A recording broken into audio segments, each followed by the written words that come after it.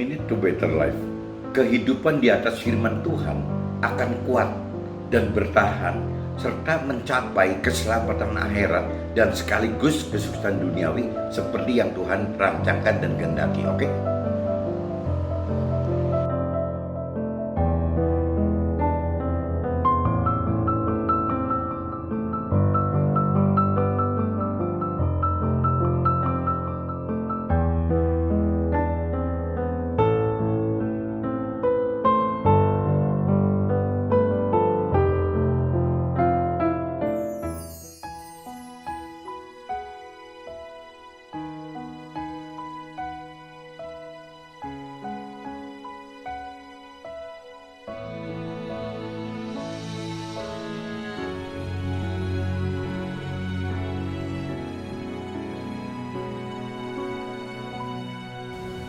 Betapa ku mencintai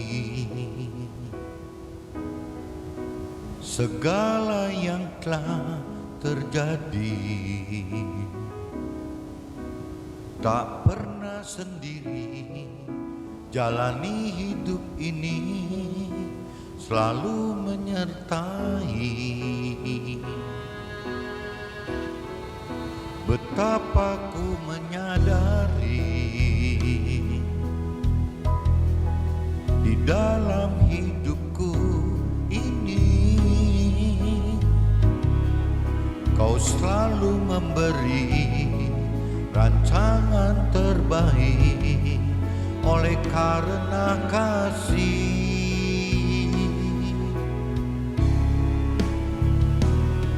Bapa, sentuh hatiku, ubah hidupku menjadi yang baru, bagai emas yang murni.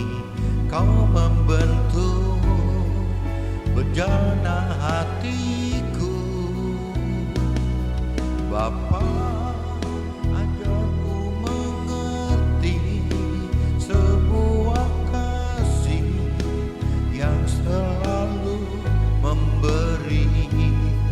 Bagai air mengalir yang tiada pernah berhenti.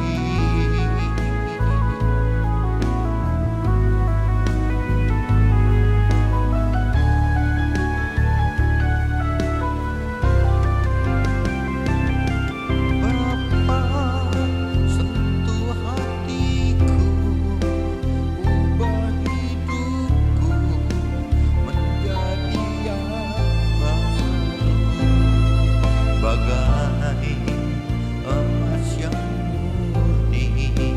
Kau membentuk bejana hatiku, Bapa.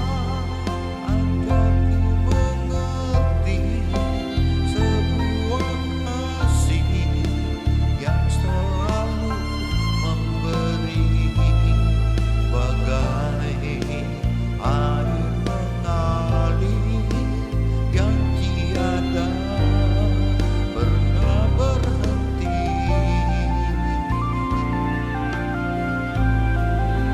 Kasih-Mu ya Tuhan tak pernah berhenti.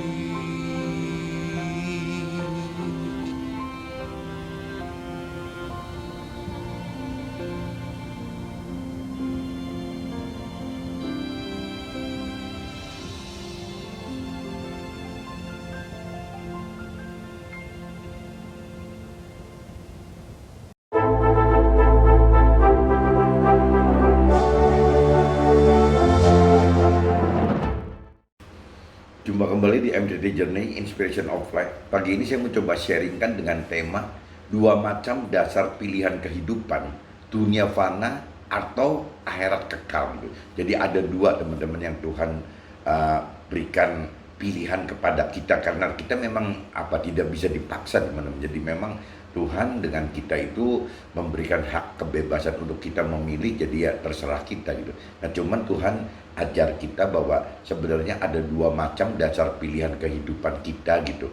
Ya apakah kita lebih lebih pilih hanya sebatas prioritinya mencapai sukses duniawi dalam dunia fana ini, atau kita ingin dapatkan keselamatan akhirat di alam kekal nanti gitu.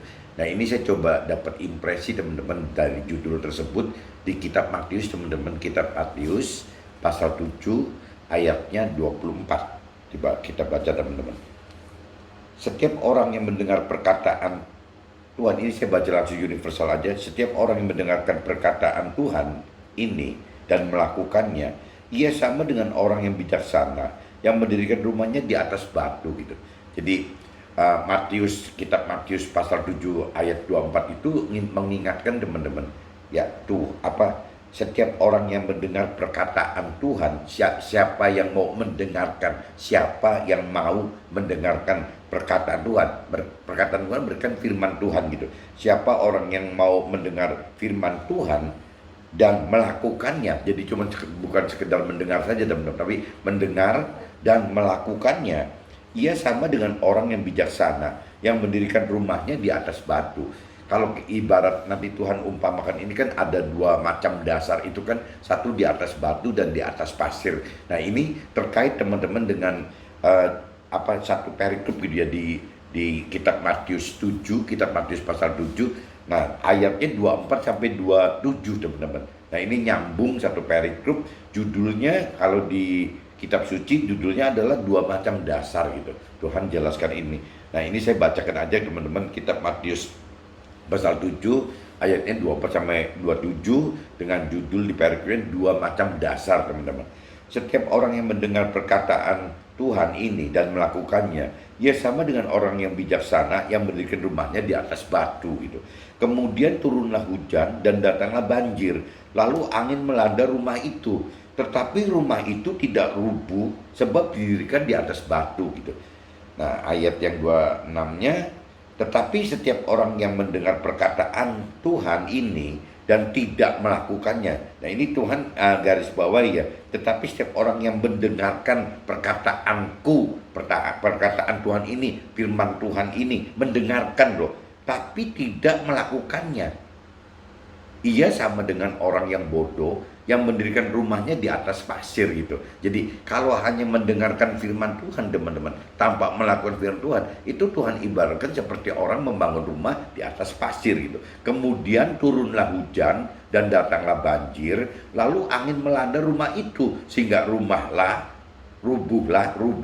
rumah itu dan hebatlah kerusakannya. Nah ini Tuhan ingatkan teman-teman. Jadi tidak cukup hanya mendengarkan saja, tapi juga harus melakukan teman-teman. Jadi Tuhan ingatkan di sini, kemudian apabila masalah-masalah datang gitu ya, kemudian turunlah hujan dan datanglah banjir, lalu angin melanda rumah itu. Nah ini kan diibaratkan kan permasalahan gitu, permasalahan datang itu bertubi-tubi sehingga rubuhlah rumah itu, rubuhlah kita gitu, di dalam kehidupan kita ini rubuh dan hebatlah kerusakannya. Nah ini dua macam dasar ini yang Tuhan jelaskan di sini kan, antara kita mau membangun hidup kita di atas batu atau mau membangun hidup kita di atas pasir gitu. Nah dan juga yang perlu dicamkan di sini teman-teman, yang disebut dengan membangun kehidupan kita di atas batu, ini adalah maksudnya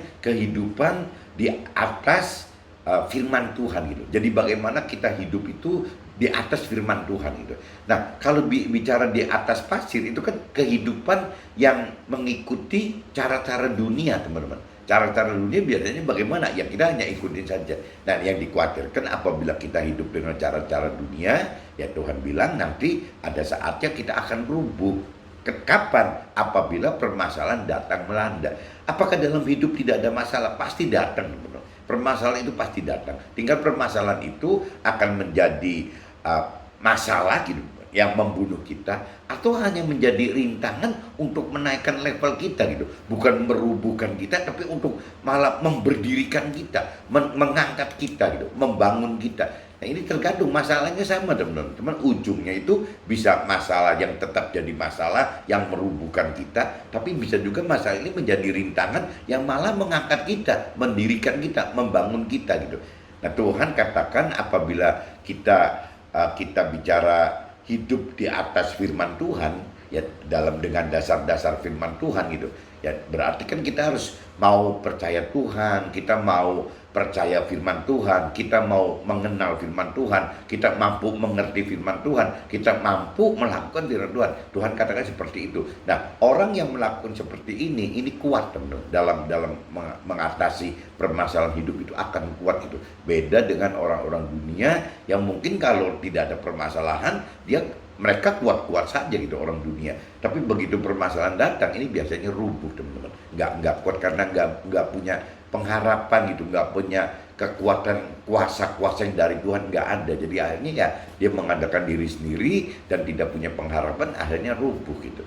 Nah, cuman yang saya camkan juga teman-teman, ada dua gitu yang saya camkan tadi, masalah bagaimana kita hidup di atas firman Tuhan. Tapi juga yang kedua teman-teman, ini coba teman-teman simak gitu, jangan sampai kita nanti hidup dalam seperti ini. Tetapi setiap orang, ini di ayat 26-nya teman-teman, tetapi setiap orang yang mendengarkan perkataanku, berarti kan setiap orang yang mendengarkan firman Tuhan loh, berarti mendengarkan firman Tuhan tapi tidak melakukannya, itu sama aja. Tuhan bilang sama aja seperti orang bodoh yang mendirikan rumah di atas pasir. Ini kan orang yang mendengarkan firman Tuhan, Tuhan. Nah kalau saya lihat di sini berarti kan ada, kalau kita lihat cerita di Matius pasal 7 ayat 24-27, ini kan ada dua teman-teman. Jadi bagaimana orang yang mendengarkan firman Tuhan dan melakukan firman Tuhan, itu ibarat orang membangun rumah di atas batu gitu. Nah kalau cerita mendengarkan firman Tuhan tapi tidak melakukan firman Tuhan teman-teman, berarti seperti membangun di atas pasir gitu. Nah ada satu lagi realita di lapangan itu, orang yang tidak mendengarkan firman Tuhan gitu, tidak mendengarkan firman Tuhan, ya pasti tidak melakukan firman Tuhan karena memang dia tidak mendengarkan firman Tuhan gitu. Nah ini bagaimana, saya nggak ngerti nih. Berarti kategorinya bukan cuma dua, sebenarnya kan 2+ gitu ya, di atas batu, di atas pasir. Lah ini gimana? Apa ini di atas lumpur gitu? Nah saya nggak ngerti gitu. Jadi yang saya lihat di kenyataan lapangan, dengan saya sampai umur nyampe segini gitu, banyak orang yang seperti kategori ketiga itu teman-teman, membangun kehidupan tidak dengan mendengarkan firman Tuhan dan juga tidak melakukan firman Tuhan, otomatis tidak melakukan firman Tuhan gitu. Nah ini nasibnya bagaimana kalau yang disebut yang mendengarkan tapi tidak melakukan aja, ini bakal runtuh gitu ya, nantinya akan runtuh gitu. Apakah dalam arti kata yang ketiga, kategori ketiga, kalau tidak mendengarkan firman Tuhan dan tidak melakukan firman Tuhan, itu akan, ya bukan nantinya, sekarang pun bisa runtuh gitu. Ya sekarang itu ya dalam jangka yang tidak panjang pun akan runtuh gitu. Nah, cuman kan akan sia-sia teman-teman kalau sampai kita sudah mendengarkan firman Tuhan tapi tidak melakukannya. Nah, Tuhan sarankan kita mendengarkan firman Tuhan dan kita melakukan firman Tuhan. Nah, itu yang kita bisa capai, apa yang Tuhan rancangkan, kehendakan untuk kita.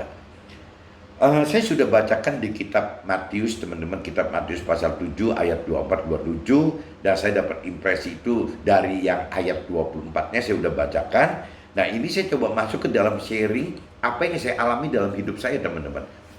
Jadi kalau saya simpulkan impresi yang saya dapat dari kitab Matius 7 ayat kitab Matius pasal 7 ayat 24 itu, ya butuh proses dan waktu untuk menjalankan apa yang ada tertulis dalam firman dan yang jadi selain di dalam firman gitu, dan ada juga dorongan dari kita, dari hati kita untuk melakukan itu gitu. Nah itu kalau di orang-orang Nasrani katakan dorongan dari hati itu, kalau kaitannya dengan dorongan melakukan firman, itu disebutnya rema teman-teman. Jadi kalau di orang Nasrani itu dikatakan bahwa firman itu terbagi dua. Firman itu bisa diasumsikan sebagai hukum sebagai tertulis gitu, logos tertulis gitu. Tapi bisa juga firman itu apabila disertai oleh dorongan dari hati untuk melakukan firman tersebut, itu namanya rema. Berarti firman itu ada dua, teman-teman. Bisa berarti logos ya, atau simbolis aja, atau tertulis aja. Tapi bisa juga firman itu perintah Tuhan gitu, perintah Tuhan untuk pribadi kita melakukannya gitu, untuk melakukan firman Tuhan. Karena firman Tuhan kan banyak sekali, teman-teman. Di dalam kitab suci itu kan terdiri dari banyak sekali perintah dan peraturan Tuhan gitu. Nah, kita kan tidak bisa dalam satu kejadian ambil semua makna dari firman-firman itu, kan nggak bisa. Jadi pasti Tuhan akan gerakan ini loh, firman yang ini loh untuk ngatasin A, ini untuk ngatasin B, ini untuk ngatasin C gitu. Jadi firmannya bisa berganti-ganti sesuai dengan dorongan dari hati kita yang dari Tuhan gitu. Nah, itu kita sebut rema gitu. Jadi saya ingatkan sekali lagi bahwa butuh proses dan waktu untuk menjalankan apa yang ada tertulis dalam firman, dan juga yang ada di dalam dorongan hati kita, rema tadi gitu, untuk kita melakukan firman gitu. Nah, terkadang kita sering terburu-buru gitu. Kita saudara terburu-buru mau paksakan gitu. Jadi terkadang kita sering terburu-buru dan paksakan dengan pikiran dan perasaan serta kehendak kita. Nah, berarti kan pikiran, perasaan, kehendak kita kan jiwa gitu. Kita kadang-kadang paksakan, terburu-buru dan paksakan dengan jiwa kita karena kita anggap cara Tuhan terlalu lama gitu, dan bertele-tele, mungkin terlalu rumit, bertele-tele untuk dilakukan. Jadi dilakukan waktu bagi kita dibanding bagi Tuhan sangatlah berbeda. Jadi di sini yang saya perlu ingatkan di sini gitu, bahwa cara Tuhan itu biasanya kita anggap bertele-tele dan rumit, teman-teman. Rumit sekali, terlalu lama dan rumit untuk dilakukan. Nah, waktu bagi kita dibanding Tuhan, waktu nih sangat berbeda, teman-teman. Soal waktu aja, soal waktu ini untuk parameter kita sebagai manusia di dunia gitu, dengan parameter Tuhan di akhirat itu sangat berbeda, teman-teman. Ada firman lain katakan, bagi Tuhan satu hari itu seperti 1000 hari, teman-teman. Bagi Tuhan loh. Sebaliknya 1000 hari itu bagi Tuhan bisa dianggap satu hari gitu. Makanya kenapa kok bisa-bisa mujizat terjadi ini, itu karena memang hitungan waktunya Tuhan itu tidak sama, teman-teman.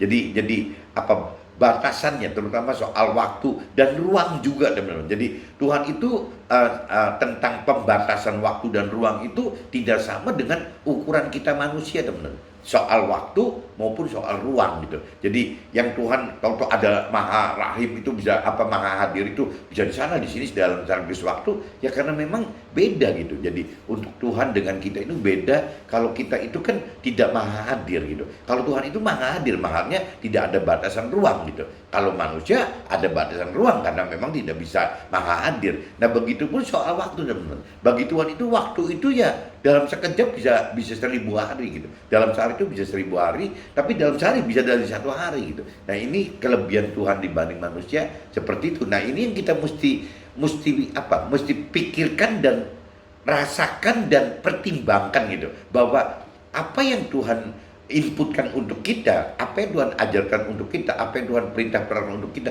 memang beda, teman-teman. Beda dengan apa yang pikiran, perasaan, dan kehendak kita, pasti beda, teman-teman. Nah, ini yang kita mesti ngerti dulu, bahwa Tuhan itu ya Tuhan gitu. Tuhan itu bukan kita, bukan manusia. Tuhan ya Tuhan gitu. Nah, batasan waktu dan ruang bagi Tuhan adalah waktu kekal. Kalau bicara waktu gitu, Tuhan itu parameternya bukan waktu di dunia, hidup di dunia fana ini yang 70-80 tahun. Kalau manusia kan bisa mikirnya gitu, bahwa waktu itu adalah waktu sampai ukurannya dari lahir sampai mati gitu. Mati di dunia. Itu firman bilang 70-80 tahun. Berarti waktu aja udah beda, teman-teman. Kalau waktu bagi manusia umumnya hitungannya adalah waktunya 70-80 tahun. Tapi bagi waktu Tuhan, waktu itu kan kekal gitu, nggak ada berbatas. Jadi setelah 70-80 tahun di dunia fana ini, dunia sementara ini, ya akan masuk ke dalam kehidupan baru di alam akhirat gitu. Nah, ini yang tidak pernah berakhir, teman-teman. Nah, Tuhan pakai ukuran itu adalah kekekalan yang di sini. Jadi dunia fana plus alam akhirat kekal gitu. Ini jadiin satu sama Tuhan. Nah, itu ukuran Tuhan. Nah, kalau sudah ukurannya mengacu dunia dan akhirat, ini tidak ada batas, sebenarnya. Tidak ada 70-80 tahun lagi. Ini tanpa batas gitu. Nah, ini yang disebut ya perbedaan kita dengan Tuhan, keinginan soal waktu aja seperti itu gitu. aman.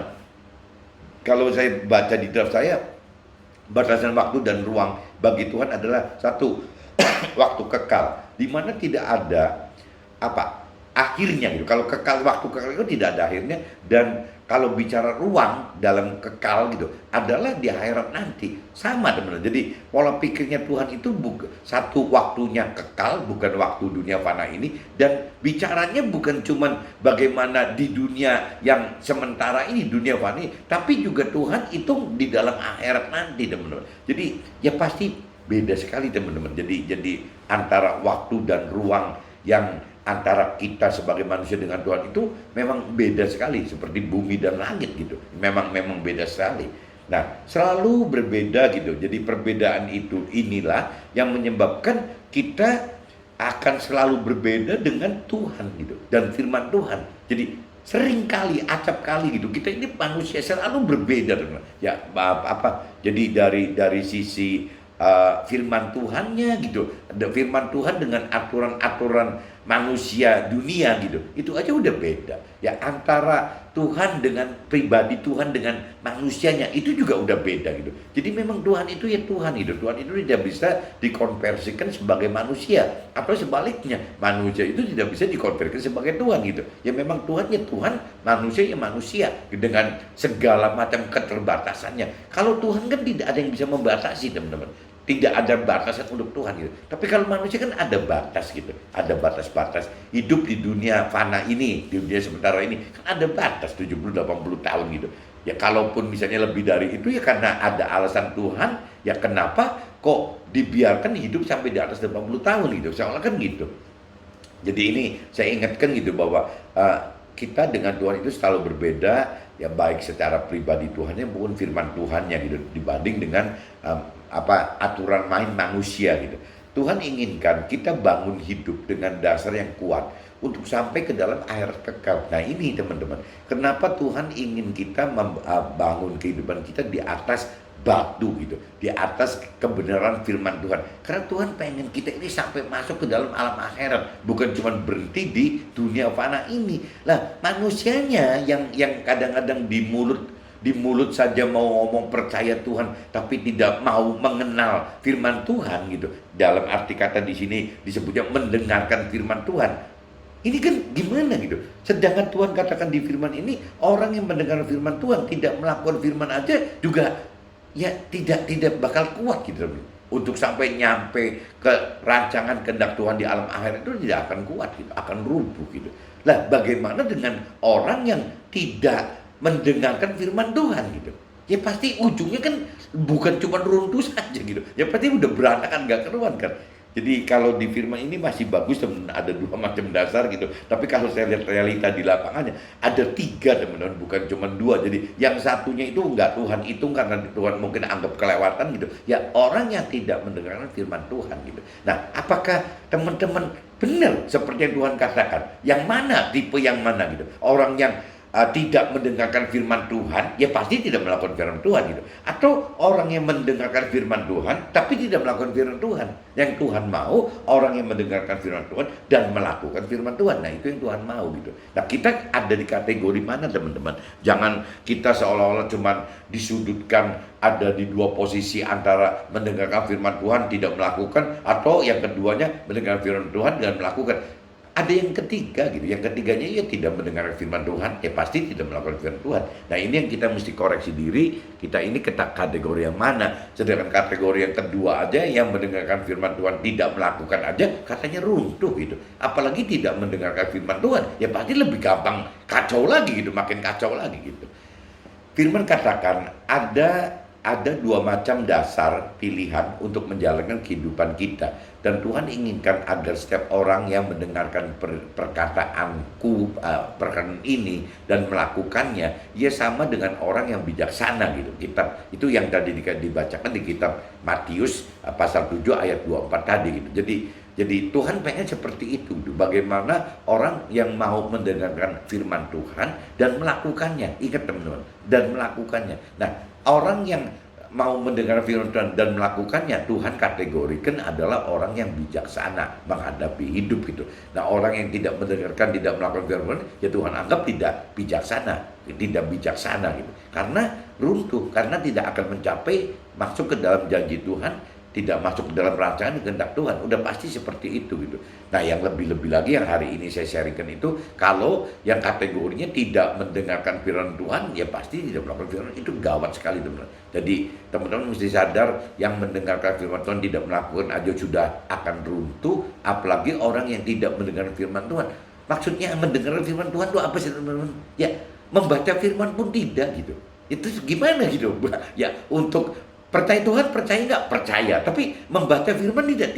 Lah, terus gimana gitu? Gimana kita mau bicara mengenal Tuhan dan mengerti akan Tuhan? Dan bagaimana kita mau melakukan firman Tuhan? Lo membaca firman aja tidak pernah gitu. Nah, ini yang harus dibangun teman-teman. Jadi kalau teman-teman mau masuk bersama Tuhan, percaya Tuhan, masuk ke dalam alam akhirat yang kekal di dalam surga, itu nggak ada jalan lain teman-teman. Harus teman-teman mau percaya Tuhan, tidak cuma cukup di situ, tapi teman-teman harus mau gitu membaca firman. Sehingga mulai ada pengenalan akan Tuhan, akan firman Tuhan itu. Di situ baru mulai tuh. Itu baru mulai loh. Nah, adapun masalah nanti setelah kita mengenal firman Tuhan, di situ kita akan mengenal bahwa untuk bisa mengerti, untuk bisa melakukan, ternyata butuh roh Tuhan teman-teman. Jadi firman Tuhan itu ada temannya gitu, firman Tuhan dan roh Tuhan. Nah, ini baru bisa kita mengertikan apa maksud dari firman itu, dan kita mampu melakukan firman Tuhan yang Tuhan mau gitu. Nah, itu harus ada roh Tuhan di dalam situ gitu. Tapi banyak sekali orang-orang dunia yang cuma sekedar bicara di mulut, di bibir, cuman katakan ya saya percaya Tuhan gitu. Ya cuman itu saja gitu. Ya cuman percaya Tuhan tidak cuma cukup dengan hanya mengatakan percaya Tuhan gitu. Ya karena Tuhan pengen, ya orang yang percaya Tuhan itu orang yang mendengarkan firman Tuhan dan orang yang melakukan firman Tuhan. Itu loh yang Tuhan mau gitu. Nah, kita masuk kategori itu. Kategori yang mana? Dan terutama teman-teman yang saya kadang-kadang ngerasa bingung itu karena saya mungkin usianya sudah segini gitu ya. Mungkin udah di atas rata-rata pensiun. Jadi saya kadang mikir, teman-teman yang seperti seusia saya bagaimana gitu. Kalau sampai ini hari masih belum sama sekali mau membaca firman. Lah bagaimana caranya mau mengenal, mau mengerti akan firman Tuhan gitu. Enggak banget. Bagaimana mau melakukannya gitu. Ya yang namanya membaca aja nggak pernah gitu. Nah, harusnya kan kalau kita sudah mau mulai membaca firman Tuhan, nah waktu mau membaca firman Tuhan ke dalam pengenalan dan pengertian ini biasanya kan disertai banyak teman-teman. Misalnya dengan doa supaya Tuhan kasih pengertian akan firman-firman Tuhan, dengarkan sharing-sharing, dengarkan khotbah, ya begitu gitu, atau mungkin baca-baca buku rohani, ya harus disertai seperti itu. Dan itu nggak mudah teman-teman. Itu yang Tuhan bilang kita mesti persiapkan saat teduh itu, ya seperti itu. Saat teduh yang paling ideal ya subuh gitu. Sebelum kita punya aktiviti apa-apa, aktiviti dunia, ya kita masuk ke dalam aktiviti rohaninya Tuhan dulu gitu. Nah, untuk bikin saat teduh, untuk membaca firman, untuk berdoa, meminta pengertian Tuhan untuk firman yang kita baca, ya kita sampaikan ada apa unek-unek di hati kita, ya semua teman-teman kita sampaikan semua, ya kita bicara sharing gitu, sharing firman, atau mungkin kita kirim firman ke teman-teman kita, atau kita dengar khotbah gitu. Ya kita harus lakukan itu teman-teman. Kita harus lakukan itu semua sebelum kita ada acara keduniawian kitanya gitu. Nah, itu yang terbaik seperti itu. Dan lama-lama teman-teman, kalau kita udah terbiasa, bagaimana kita belajar dari hari ke hari menghidupkan doa kita, berarti dialog dengan Tuhan setiap saat teman-teman. Bukan cuma di jam-jam saat teduh aja, atau waktu makan, jam makan, atau jam siang atau sore gitu. Tidak cuma cukup begitu. Bagaimana kita belajar untuk terus gitu, konsisten dari 24 jam ini, ya kita berdialog dengan Tuhan. Jadi apapun juga ya kita utarakan ke Tuhan. Dan jangan sampai bayangannya nanti Tuhannya jadi ribet gitu ngeladenin kita. Ya tadi balik lagi yang tadi saya katakan bahwa Tuhan itu kan maha hadir gitu. Jadi dalam arti kata Tuhan itu untuk kita itu satu orang ya satu Tuhan gitu. Maksudnya jadi setiap manusia itu punya Tuhan pribadi masing-masing gitu. Ya itu namanya roh Tuhan, ya itu. Yang namanya kalau di Nasrani disebutnya Roh Kudus, yang orang Islam bilang namanya Nur gitu. Ya itu bahwa Tuhan itu ada di dalam hati kita gitu. Jadi setiap 24 jam juga ada Tuhan di dalam kita. Jadi jangan punya asumsi seolah-olah kalau Tuhan nanti terganggu oleh celotehnya kita. Enggak kok. Sampai kita berbusa juga Tuhan sih tetap panjang sabar gitu, mendengarkan celotehan kita gitu, dan mengarahkan kita nanti akhirnya gitu. Nah ini saya ingatkan seperti itu. Jadi hati-hati gitu. Ada dasar itu, kalau di firman katakan ada 2 macam dasar, tapi dalam realitanya kalau saya lihat ada satu lagi yang nggak tertulis di firman, yaitu dalam realitanya ada orang yang tidak mendengarkan firman Tuhan. Ya bagaimana dia mau melakukan firman Tuhan gitu. Nah, 2 macam dasar yang Tuhan maksud. Satu, dasar kehidupan yang ibarat rumah didirikan di atas batu, di mana batu diidentikan dengan firman Tuhan gitu. Tadi udah saya ulas ya lebih detail. Jadi intinya gitu, dasar kehidupan yang ibarat rumah didirikan di atas batu, di mana batu itu diidentikan dengan firman Tuhan gitu. Jadi bagaimana orang ini hidup di atas firman Tuhan gitu. Yang kedua, dasar kehidupan yang ibarat rumah didirikan di atas pasir.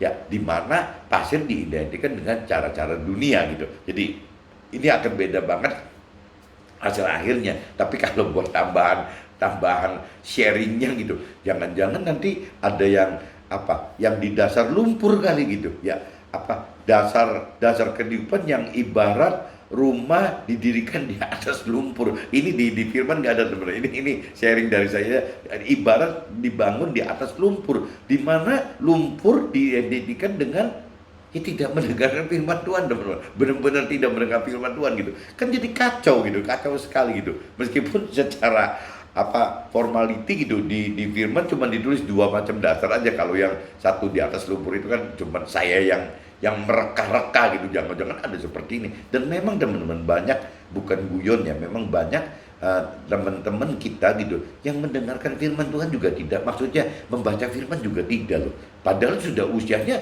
55 mungkin di atas pensiun, tapi membaca firman juga tidak. Nah ini kan kacau gitu, kacau sekali. Ya, membaca firman Tuhan pun ya belum tentu mengenal loh. Maksudnya belum tentu mengenal Tuhan. Ya, udah mengenal Tuhan pun belum tentu mengerti gitu, belum tentu mampu mengerti apa yang Tuhan maksud gitu. Nah, setelah mampu mengerti pun belum tentu mampu melakukannya. Jadi urutannya panjang sekali teman-teman. Dari mulai tidak mendengarkan, ya terus kalau cerita percaya Tuhan kayaknya semua orang ngomong percaya Tuhan loh. Rata-rata kalau tanya orang percaya Tuhan enggak, pasti ngomong percaya Tuhan gitu. Oke, itu percaya Tuhan. Tapi mau membaca firman enggak gitu? Kalau firman kan perintah peraturan cara hidupnya kita gitu. Nah, kalau kita tidak membaca firman, ya udah kacau gitu. Kalau kita mau membaca firman, ya kita mau mengenal firman nggak lebih dalam gitu. Ini aja nggak mudah kok. Bagaimana kita mengenal, kita mesti berulang-ulang kali membaca sampai kita lebih mengenal. Nah, setelah mengenal, itu kan mengenal dari pribadi kita, dari kitanya manusia gitu. Nah, mampu nggak mengerti apa yang Tuhan mau gitu atas firman-firman tersebut. Nah, ini kan terkait lagi dengan bagaimana kita mampu mengerti akan firman Tuhan. Nah, setelah kita mampu mengerti, kait lagi, mampu nggak kita melakukannya gitu. Nah, untuk udah bicara mampu, benar-benar mau mengerti, mampu melakukan, pengalaman saya itu nggak bisa lepas dari kita harus libatkan Roh Tuhan di dalam kehidupan kita gitu. Baru kita akan lebih mampu mengerti dan lebih mampu melakukan gitu. Kalau ada Roh Tuhannya, kalau tanpa Roh Tuhan nggak mudah teman-teman. Bagaimana melakukan firman Tuhan itu tidak mudah gitu. Karena semua rata-rata bertentangan dengan apa yang dunia ajarkan gitu, tidak sama. Dan kita setiap melakukan firman Tuhan itu pasti ujungnya kita dapat cemoohan, kita dapat tindasan dan berujung ke penderitaan. Itu memang begitu kok. Caranya seperti itu. Ya, untuk cara mencapai ke alam akhirat yang kekal gitu. Ya caranya memang harus bertentangan dengan apa yang prinsip-prinsip dunia inginkan gitu. Ya otomatis yang tadi saya katakan pasti jadi timbulnya cemoohan, dari cemoohan timbul tindasan, dari tindasan ya timbul penderitaan gitu. Pasti begitu. Dan ini yang paling kacau teman-teman, ini bukan cuman timbul seperti ini adanya di luar kita loh. Itu bisa terjadi juga di dalam keluarga kita. Jadi mungkin pasangan itu bisa timbul karena suaminya atau karena istrinya gitu. Ya, apa mungkin suami istri bisa juga timbul karena anak-anaknya gitu. Jadi berlanjut terus teman-teman. Tapi yang pengalaman dari saya dan beberapa teman-teman saya yang paling berat itu ya apabila sampai ujian cobaan itu sudah menyentuh ke area pasangan hidup kita gitu. Ya, suami dan istri. Kenapa? Karena ada kunci bahwa yang namanya pasangan suami istri itu tidak bisa cerai gitu. Jadi ini yang paling berat. Kalau untuk di luar suami dan istri masih banyak peluang untuk bisa menghindar, teman-teman. Nggak ketemu, sengaja menghindar segala macam masih bisa. Tapi kalau suami istri udah sulit sekali gitu.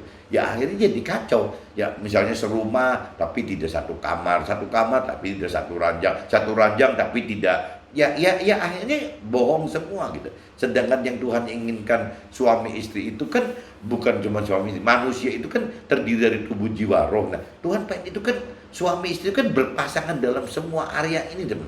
Bagaimana tubuhnya gitu loh ya. Apakah bisa jadi satu tubuh gitu. Suami istri satu tubuh. Begitupun jiwanya, teman. Bisa nggak satu jiwa gitu. Begitupun rohnya, bisa nggak satu roh gitu. Nah, ini nggak mudah sama sekali, teman.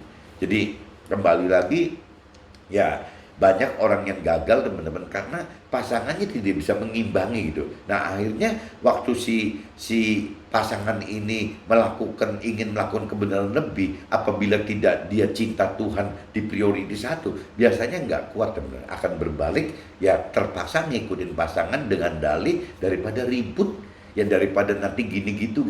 Nah, tapi kalau pengalaman saya kayaknya nggak begitu loh. Kita harus paksakan kalau memang kebenaran Tuhan itu kita percaya yang terbenar gitu. Ya kita paksakan hidup dengan kebenaran Tuhan. Nanti yang lain juga pasti Tuhan imbangi gitu. Nah cuman yang itu kembali lagi saya katakan ada banyak cerita tuh, teman-teman. Kalau cerita di Nabi Ayub kan ceritanya kurang enak, teman-teman. Ya Ayub dengan istrinya malah mungkin bubar gitu. Bubaran semua. Kenapa? Karena di firman dikatakan Ayub punya anak-anak baru yang segitu banyak lagi gitu. Jadi ini beda nih, teman-teman. Beda kalau istrinya tidak bisa ngimbangin ya akan seperti itu gitu. Nah, saya juga pernah baca juga cerita di Raja Daud dengan Abigail gitu. Abigail itu tadinya istrinya Nabal gitu. Nabal. Nah, Nabal itu juga orang yang kacau nih, teman. Kacau bebal gitu. Ya, akhirnya meninggal si Nabalnya, akhirnya istri si Abigail nikah sama Daud. Jadi saya kayaknya cukup fair, teman-teman, bicara dari dua sisi. Kalau dari cerita Nabi Ayub itu kan berarti yang nggak kacau itu, yang degil gitu ya, bebal degil itu kan istrinya gitu. Akhirnya istrinya nggak tahu nasibnya meninggal atau nggak meninggal, nggak ada ceritanya gitu. Tapi kalau cerita dari sisi Abigail gitu, dari sisi Abigail itu mendapatkan Raja Daud, teman-teman. Ya dengan catatan suaminya Abigail si Nabal itu meninggal gitu loh, meninggal. Jadi memang konsekuensinya kalau kita terlalu nggak mau takut kepada perintah Tuhan ya kita sadar nggak kita akan hadapi seperti itu. Tapi bagi suami yang taat dan takut akan Tuhan atau istri yang taat dan takut akan Tuhan, ya rasanya Tuhan tidak akan berbuat seperti itu. Pasti akan dipertemukan ya pasangan itu menjadi satu tubuh, satu jiwa, satu roh gitu. Nah ini tinggal balik kebebalan dari si suami atau istri. Yang saya baca di firman saya tangkap seperti itu, teman-teman. Jadi ya kita jangan masuk jadi kategori yang perempuan yang istri itu jangan jadi istrinya Ayub, yang laki-laki itu jangan jadi Nabal gitu. Nanti akan menghadapi konsekuensi seperti itu. Kehidupan di atas firman Tuhan akan kuat dan bertahan serta mencapai apa yang Tuhan rancangkan dan kehendaki gitu, yakni mencapai keselamatan akhirat sekaligus dapatkan kesusahan duniawi, yaitu ya beda sekali dengan cara-cara duniawi gitu yang hanya ingin mendapatkan sukses duniawi tapi bisa tidak mendapatkan keselamatan akhirat. Sedangkan yang Tuhan hitung itu bukan cerita kesuksesan duniawi gitu. Yang Tuhan hitung itu adalah keselamatan akhirat. Jadi kita hidup itu dari versi rohani, dari versi Tuhan adalah hidup yang yang tidak pernah bisa mati, teman-teman. Yang mati itu kan di dalam dunia sementara ini, dunia fana ini. Tapi begitu masuk ke alam akhirat, ini yang di surga itu kita akan mendapat damai sejahtera yang kekal, yang terus tidak pernah akan berhenti gitu. Tapi sebaliknya sama, teman-teman, apabila kita masuk neraka, kita itu akan mendapat siksa yang kekal gitu, yang tidak akan berhenti juga. Nah itu loh yang Tuhan inginkan, kehidupan kita itu kehidupan yang diukur di sana gitu. Makanya dampaknya pasti akan berbeda tentang soal waktu, soal ruang gitu antara manusia dan manusia itu yang akan berbeda. Yang tadi saya katakan, karena waktu itu adalah Tuhan menghitung dari kita lahir sampai ke kekal gitu, nggak ada ujungnya. Sedangkan manusia kan dari lahir sampai 70-80 tahun, itu beda. Satu soal waktu. Soal ruang, teman-teman, kalau ruang itu manusia dunia itu cuma bicarakan bumi ini gitu, dunia ini. Sedangkan Tuhan kan tidak, dunia dan akhirat gitu. Nah ini jadi udah jelas akan ada dua perbedaan soal waktu dan ruang. Nah mudah-mudahan pagi ini saya jelaskan seperti ini, teman-teman bisa nangkap gitu maksud saya, sehingga teman-teman buruan gitu, yang belum membaca firman Tuhan, ya buruan membaca firman Tuhan. Yang sudah membaca firman Tuhan, ya coba gali pengenalan akan firman Tuhan. Setelah menggali firman Tuhan banyak, ya kita minta dimampukan oleh Tuhan untuk mengerti akan firman Tuhan tersebut. Dan setelah kita mampu mengerti, kita minta dimampukan oleh Tuhan untuk melakukan firman tersebut gitu. Nah, saya ingetin kalau sudah bicara kapasitas kemampuan, itu cuma roh Tuhan gitu. Roh Tuhan yang bisa membantu kita untuk mampu membantu kita mengerti dan mampu membantu kita melakukan firman Tuhan. Oke, teman-teman. See you. Bye bye.